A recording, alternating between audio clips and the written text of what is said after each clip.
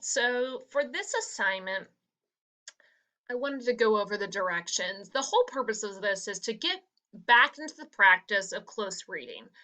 We were on winter break, and then we read we read Much Ado About Nothing, but it's been a couple months since we've really dove into some close reading. So we're gonna practice these skills through this assignment. So what you're going to do is as you read, you're going to type your answers to the questions posted within the boxes within the text. So, and then you'll just submit this to the Dropbox when you're finished.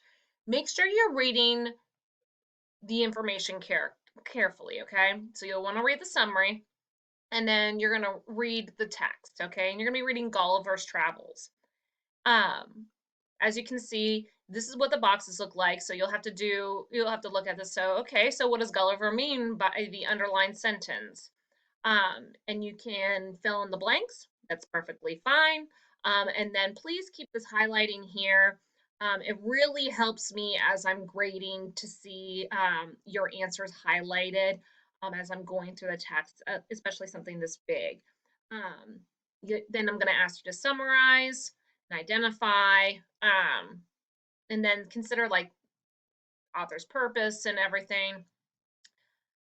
So you'll see these boxes here, and then you're going to consider the satire that is within this text, okay? Swift is taking a shot at the House of Commons with the King's mistaken understanding of them as commoners, okay?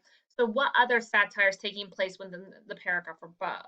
So what criticisms of government are found there in the King's questions, all right? Again, you'll have to analyze satire. There's the criticism of the courts. Satire again. We're really hitting satire in this first unit, okay? We'll be seeing it this week, and you're going to see it next week. So again, you're going to have to address the satire. The king has been paying very close attention to the financial aspects of the government. According to the king's calculations, Gulliver's government should be indebted to others. So you need to copy and paste some of the phrases you think are the best jabs at Gulliver's society in the above paragraph.